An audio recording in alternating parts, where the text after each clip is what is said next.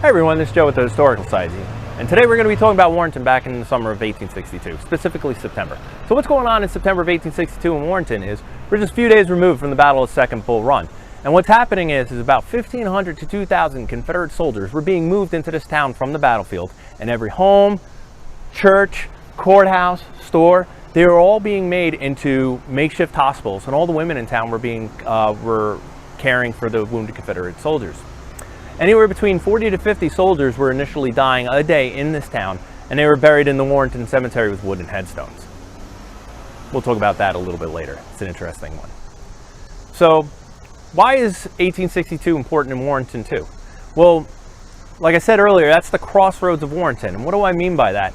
Well, in March of 1862, the U.S. Army first comes through Warrenton, and a lot of soldiers from the north who had never heard of this town start riding home. And they're talking about how pretty this town is. It's one of the prettiest towns they had been to in the South. The homes were nice. The town was full of ladies. All the men were all fighting for the Confederacy. But then in 1863 and 1864, the letters start taking a different turn. They start talking about how run down the town is. All the crops are gone. Livestock is gone. Fences are burned. Tombstones were burned for heat and warmth for the soldiers. So what was happening is as the Civil War progressed, the Union Army and the Confederate Army coming through town would be commandeering livestock and crops to feed their soldiers. That was just part of war back then, and it really decimated this town. So let's go back now into 1862. We got dirt roads, courthouse is still there, the jail over here on my left is still here, and as the war's progressing, there's this prolific letter writer, Susan Caldwell, lived over on Smith Street. The house is still there, and they're buried in the Warrenton Cemetery now. So she's writing to her husband in Richmond all about what's going on in town, and it's a fascinating look into what was happening in Warrenton in 1862 and the rest of the war. So as the wounded are here, she's writing about them. She's talking about specific soldiers, what houses they were in, telling us about these people that we would have never have known, where they lived, where they died, and ultimately where they're buried. So today we're going to do a quick little video and talk about two specific soldiers, one that died in the train depot and one that died at a house on Winchester Street, and we're going to go on a little fun historical journey.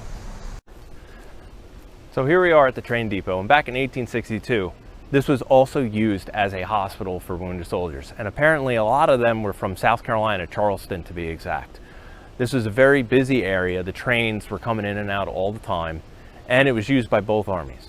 But on the night of October 6th, we have a letter written by Susan Caldwell talking about how she's sad that one Henry Lockwood is here and he's dying. He ended up passing away the next day, October 7th. He was from South Carolina, Company A, Hampton's Brigade. It was an artillery unit, and he got wounded in 2nd Manassas, and he ended up brought here, where he lingered for a little over a month before he died. We don't know anything else about that man, but he is buried in the Warrenton Cemetery, and we'll be heading there shortly. So now here we are on Winchester Street, and in September 1862, it looked pretty similar to how it looks today. It was a dirt road back then, all roads around here were, and on the night of September 30th, there were still around 800 wounded Confederates in this town, in all of these homes along Winchester Street and on Main Street in town. One of those wounded, his name was James McCormick. He was from Company A, 18th Regiment of South Carolina. And on the night of September 29th, he was moved to a house that actually no longer exists, right in this empty spot, Mrs. McLaren's house. And unfortunately, he ended up passing away the next day on September 30th. We know all this information because Susan Caldwell wrote about him, explaining how he was very nice to the family and they were grieving his death. They used these big flowery languages back then.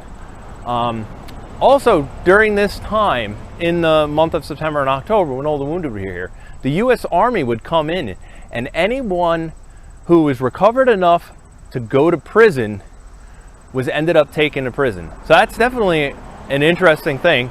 You get wounded in battle, you come to this pretty town, you get well enough just in time for the Army to come in and arrest you.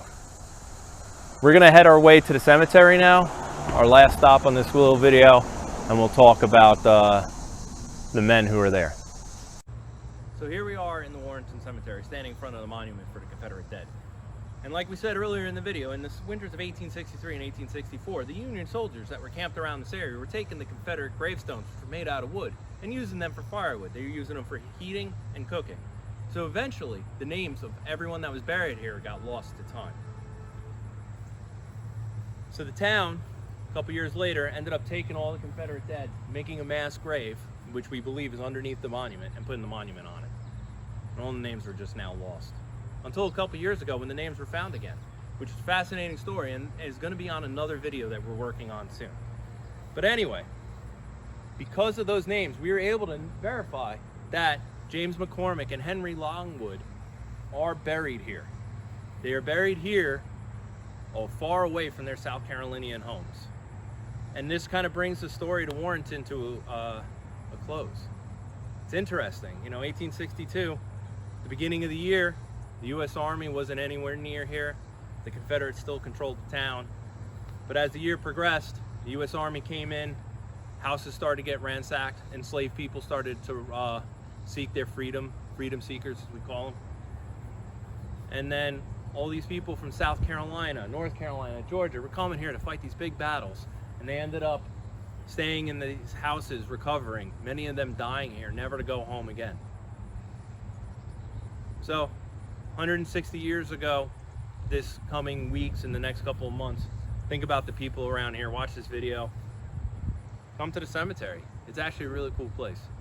It's really nice here. But anyway, I'm Joe Ficarelli from the Historical Society. I hope you enjoyed this video.